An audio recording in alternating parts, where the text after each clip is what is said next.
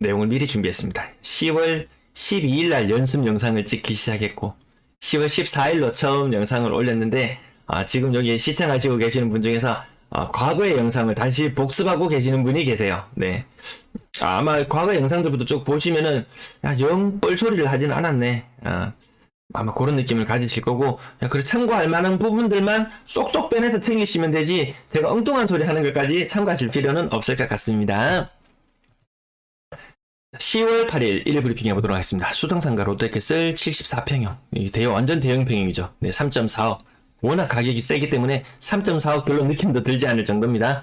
어쨌든 대형평형이 거래가 되면서 하락했다. 요게 근래 트렌드니까요. 그 부분들 파악해 주실 필요가 있으실 것 같고요. 브라운스톤 버머 마이너스 2.65억, 수성 월드 메리디안 마이너스 2억.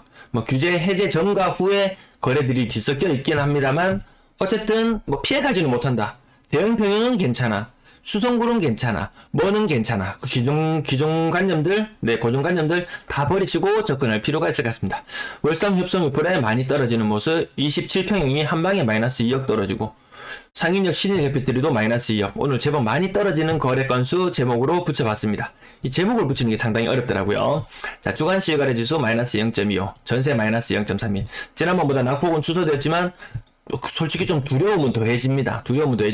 야, 이쯤에서 끝나려니 했는데 웬걸 수도권의 공습이 시작되었습니다. 수도권의 공습이 시작되면서 야, 여기서 끝날 것인가? 끝날 거야 라고 이렇게 믿음을 희망을 가지고 계시던 분들도 야, 서울이 저 정도로 떨어지면 야, 우리도 다시 위험하지 않을까? 야, 서울이 저만큼 떨어지면 야, 대구에 팔고 투자용으로 서울로 가는 게 어떨까? 이런 엄한 생각이 다 드는 시기인 것 같습니다. 자, 대출금리 아까도 언급해 드렸는데요. 과거에 대출 받았던 사람들, 나는 금리 낮은데 대출 받아서 괜찮아 라고 했던 사람들도 지금 같이 역습을 받고 있는 게 무엇이냐면 주택담보대출 잔액 기준이라는 게 있어요. 잔액 기준. 그 전에 대출 받았던 은행 기준으로 보면 잡아놓은 물고기죠. 잡아놓은 물고기의 금리가 굉장히 많이 올랐더라. 2.6% 수준이던 것이 3.2%까지 0.8%가 올랐다. 이 말이 0.8%죠. 주담대가 얼마입니까? 주담대만 800조. 제가 지금 보여드리는 거 800조인데요. 800조에 약 1%의 금리가 올랐다. 이거 8조. 은행 가만히 앉아서 8조 봅니다. 8조. 신규 대출 지금 금리 많이 높은 거 4.55%, 4.6%까지도 나왔어요. K뱅크 1년 정지 예금 4.6%까지 나왔습니다.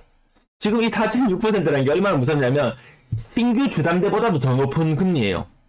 그럼 이게 시간차는 좀 있어요. 그럼 이거 지금 4.6%로 자금을 조달하고 있으면은 여기 대출금리는 얼마나 많이 올라갈지. 야, 지금 대출금리가 저거밖에 안 돼 라고 이야기하지만 예금금리 이거 보시면은 대출금리 앞으로 벌어질 일이 보이잖아요. 네, 아무튼 지금 과거에 싸게 돈을 빌려서 괜찮다고 하시던 분들 아마 대다수가 혼합형으로 있었던 사람들도 많을 거예요. 그 대출 자기가 무슨 상품을 받았는지도 모르는 분들이 사실 더 많고요. 고정? 계속 고정이라고 생각하는 분 계세요. 상당수의 고정은 알고 보면 혼합형이더라. 그동안 5년 동안 고정받다가 지금 변동으로 통보를 받는 사람들 학을 띱니다. 학을 띄어요. 지금 2022년 지금 10월인데요. 그럼 언제부터 대출 받았던 사람이 순차적인 영향을 받아오냐? 2017년 10월. 이 무렵에 대출을 받았던 사람들 지금 영향받습니다. 이 무렵의 대출 금리는 평균으로 봤을 때 잔액으로 봤을 때 3%가 채 되지 않는 상태. 그리고 신규 취급액 기준으로는 대략 여기가 얼마 정도인가요? 한 3.5%? 네, 그 정도에서 대출을 3.5% 과거에 대출을 받았던 사람이 지금 여기 4.3%, 4.35라고 수치는 나오지만 거의 다음 달에 코픽스 오르면은 5% 이상 대출금리가 갱신되면 5%만 갱신, 5%로만 바뀌어도 이건 양반이더라. 2017년부터 대출받은 사람들 순차적으로 계속 위기를 맞이하고요. 그동안 금리가 좀 낮은 틈에, 낮은 구간에 신규 주담대 받았을 때 2% 나는 중반이야 이런 분들도 계세요. 그분들 지금은 괜찮지만 이 사람들의 상당수, 이때 대출 받은 사람들의 80% 이상이 변동금리로 대출을 받던 사람들이라는 거예요. 일부 20%는 괜찮을 수 있어요. 인터넷 게시판에 가서 나는 집값 대출 얼마 2.몇%에 30년 받았는데 깐죽거릴 수 있습니다. 근데 알고 보면 말 못하는 대다수의 상당수의 사람들은 변동금리로 인해서 지금도 고통을 받고 있다. 근데 이 고통이 언제 끝날지 알 수가 없다라는 것이 더 무섭습니다. 또 올라가서 정점을 찍었다고 나의 고통이 끝나느냐? 아니잖아요. 올랐다가 오르는 동안 고통, 올랐던 것이 다시 내려오는 동안에 이 기간 동안도 고통이 따를 수 있다는 부분까지 생각하면은 내 집값이 내가 싸게 대출을 받아서 내 집값이 안 떨어질 거라고 생각하는 것, 그거 오산일 수 있다는 거죠. 생각보다 많은 계층이 힘들어하고 있다는 부분 저금리표를 통해서 보고요.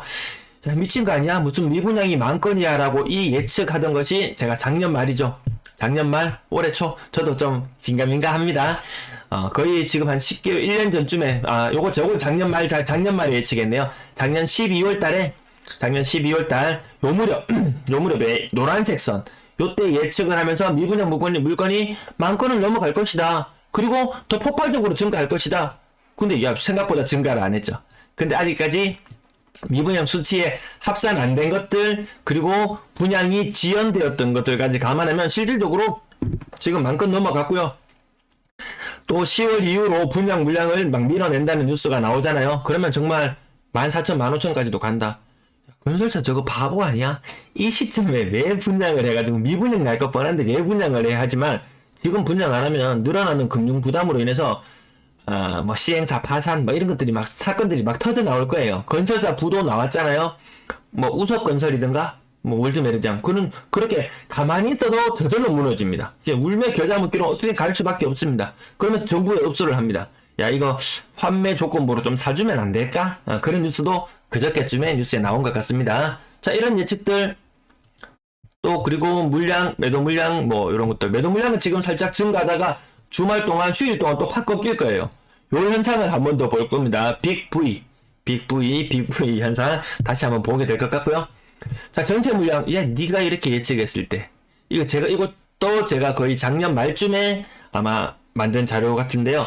내년 여름 되면 만건은 돌파할 것이다. 물론 요때 시차 한 2,000건 정도 차이 나는 현상이 요 대선을 전후해서 좀 현상이 일어났었어요. 좀 어긋난 부분은 있지만 지금 현재 추정치 이 상태로 가면은 한 1,800건까지도 연말 되면 10월 말이 되면 갈 수도 있다. 격차는 1,000건 정도 수준으로 떨어지는 정도 수준. 솔직히 이거 처음에 이야기했을 때 저건 미친 소리 하는 거 아니야? 라고 이야기를 하셨던 분들 계실 거예요.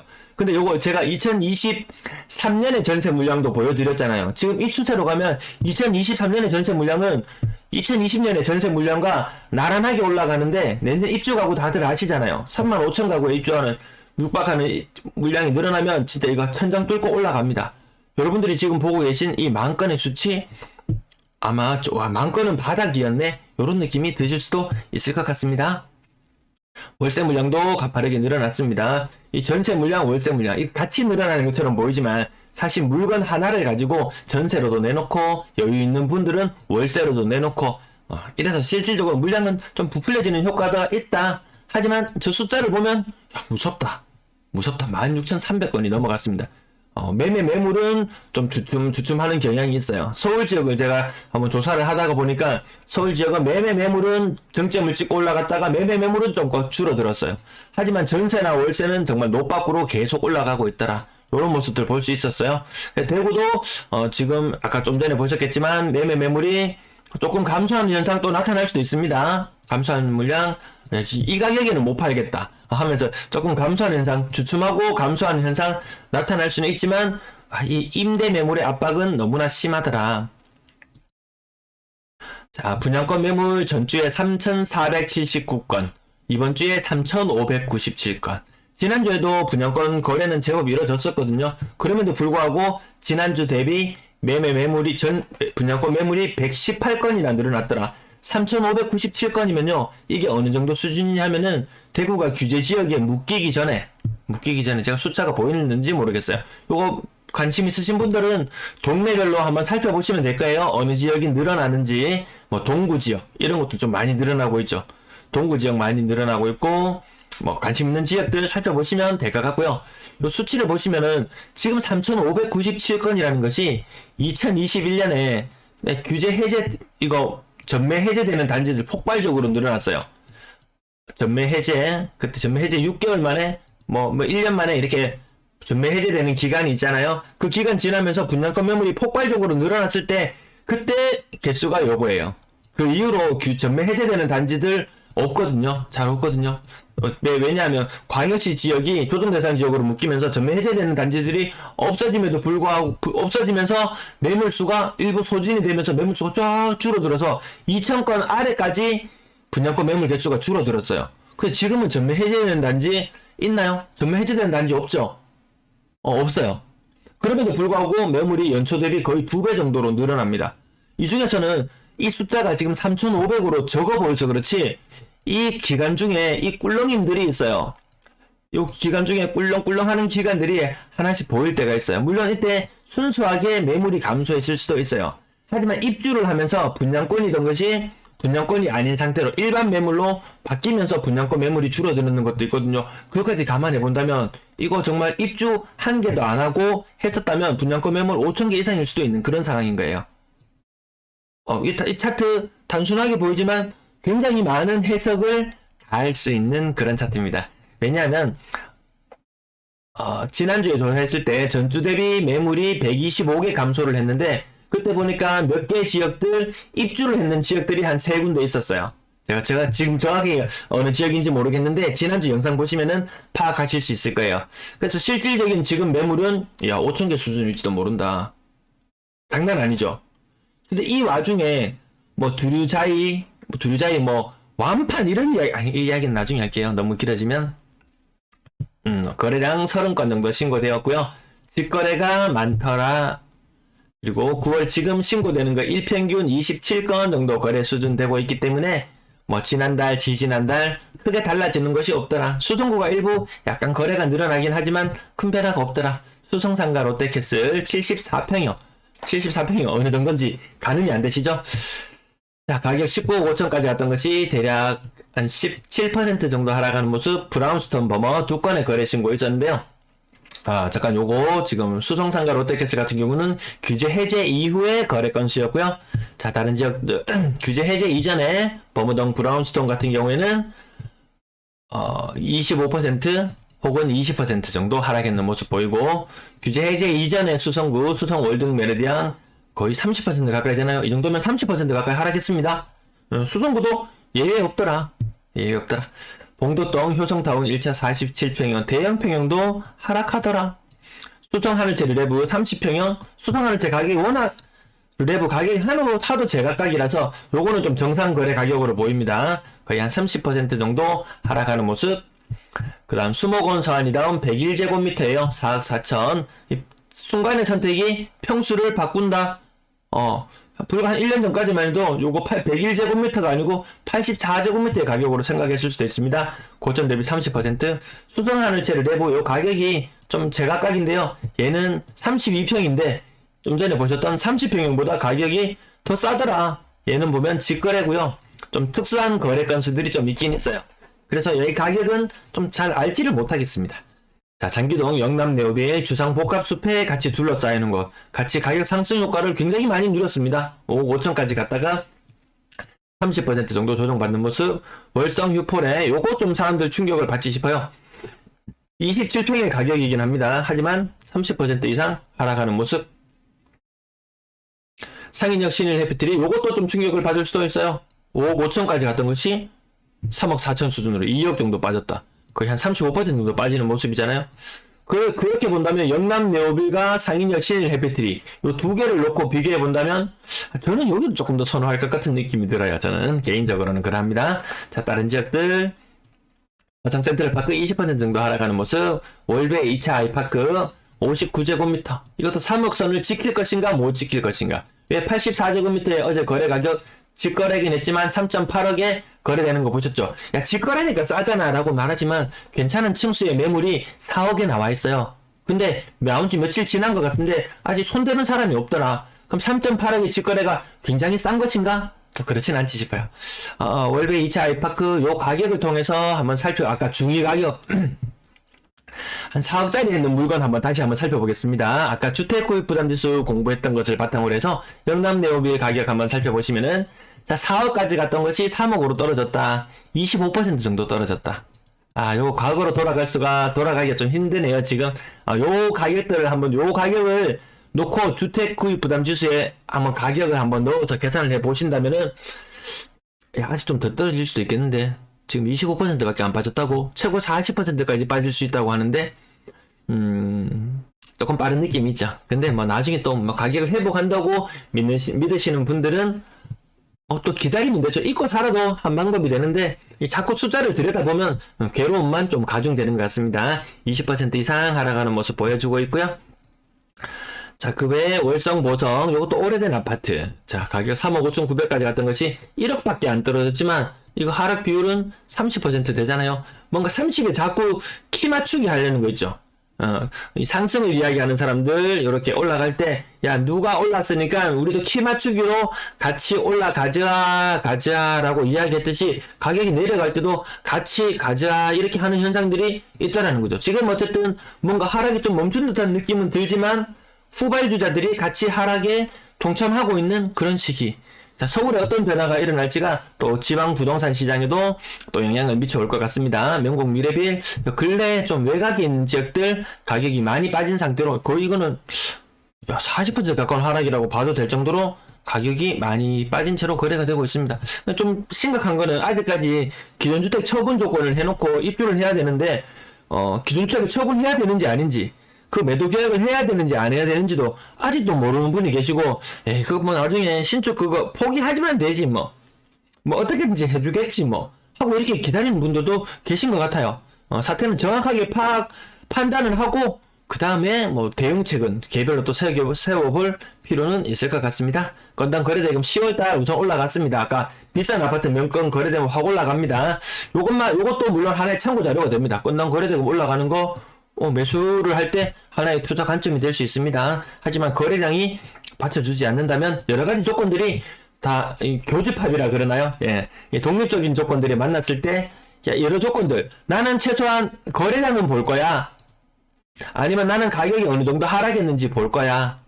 아니면 혹은 나는 뭐 주택 구입 부담 지수를 볼 거야. 이런 것들이 여러 가지 최소한 한 가지만 흐름만 쫓지 말고 최소한 두어 가지 이상에 만들어서 요 교집합이라 그러나요? 네, 요건 뭐 이런 거 있잖아요.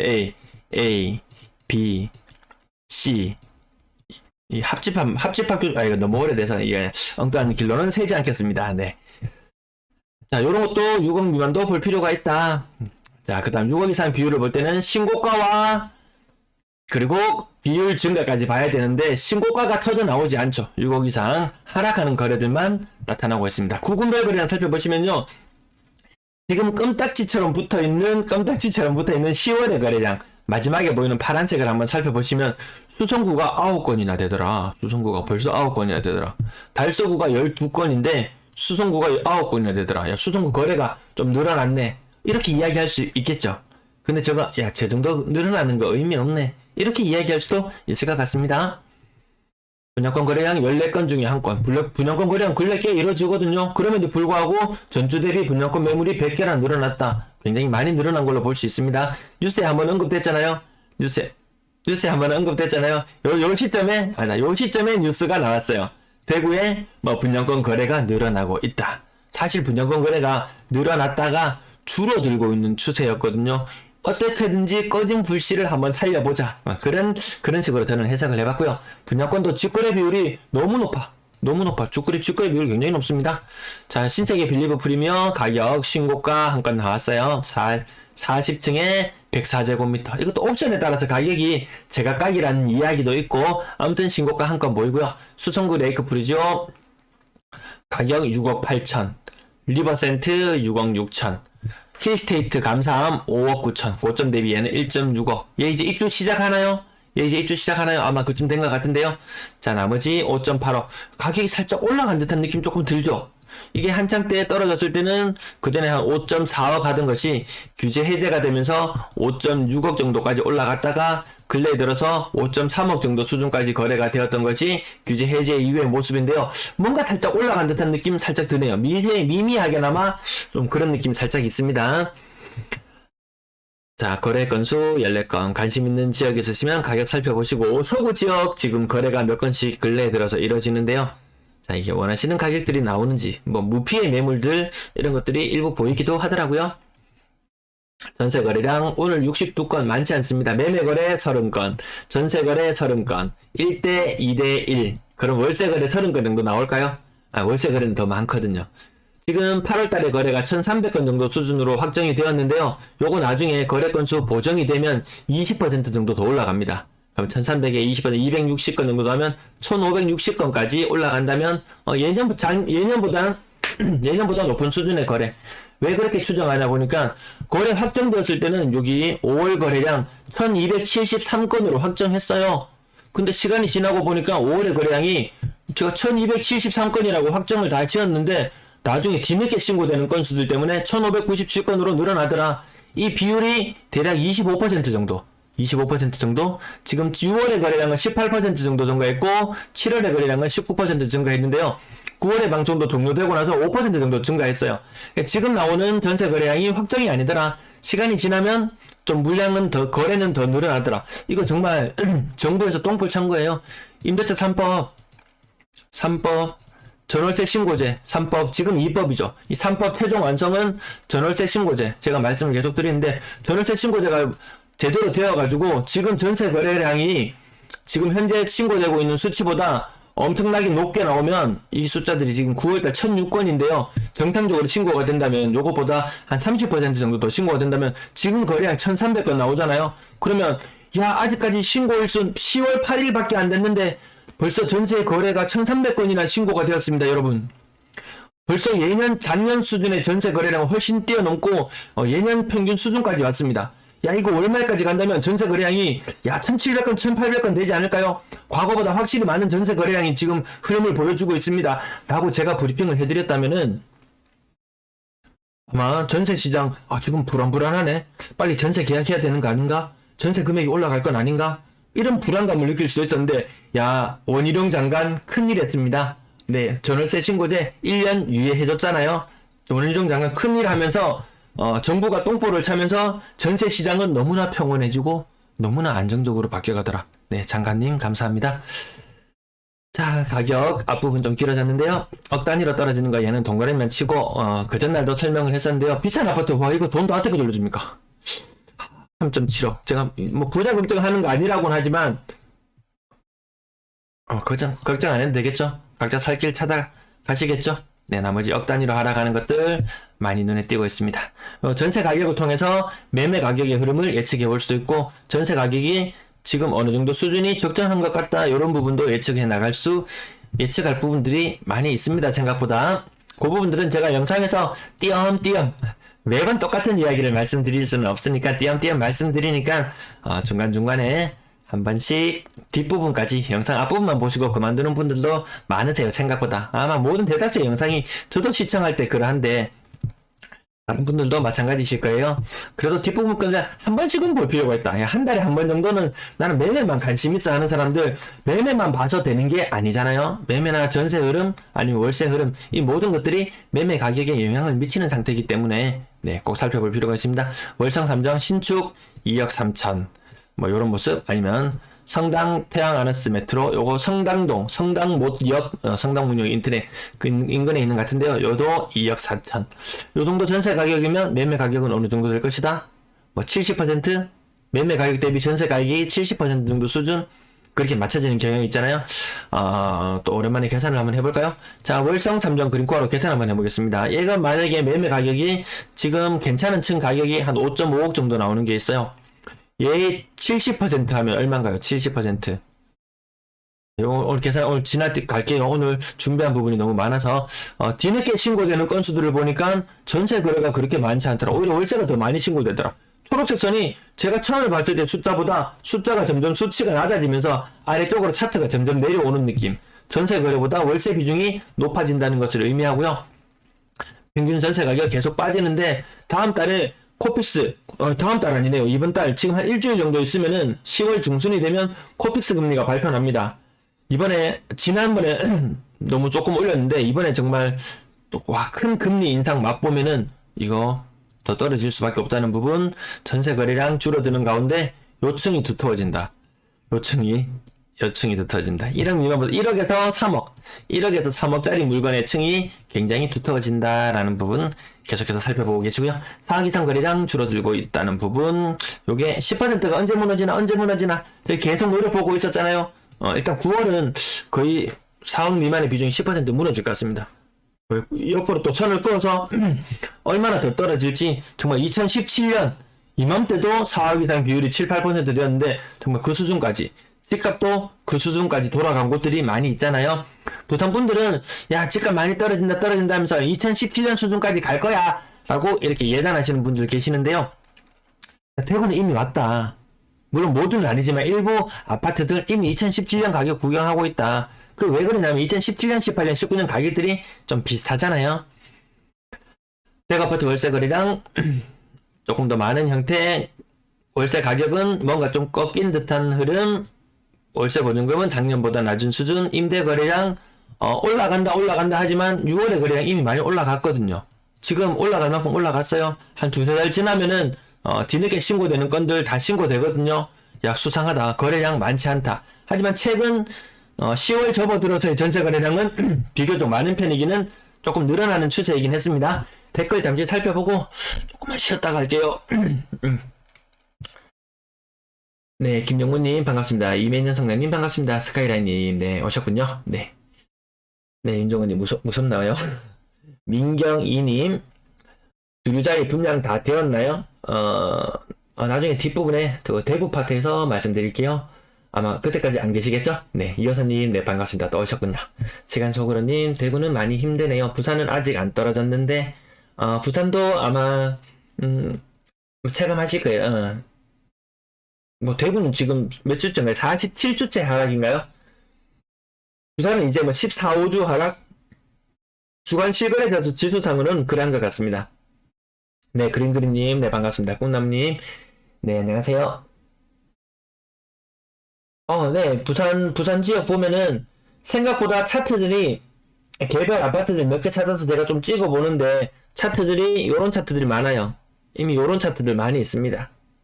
뭐 호가 기준으로 본다면은 대구도 아직 안 떨어졌다고 이야기할 수 있을 정도니까요.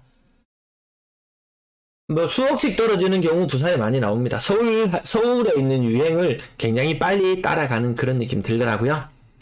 조금 쉬었다가 갈게요. 조금 쉬었다가 요 부분 네, 요 부분부터는 좀 빨리 마쳐야 될 텐데 벌써 1시간이 넘어갔네요.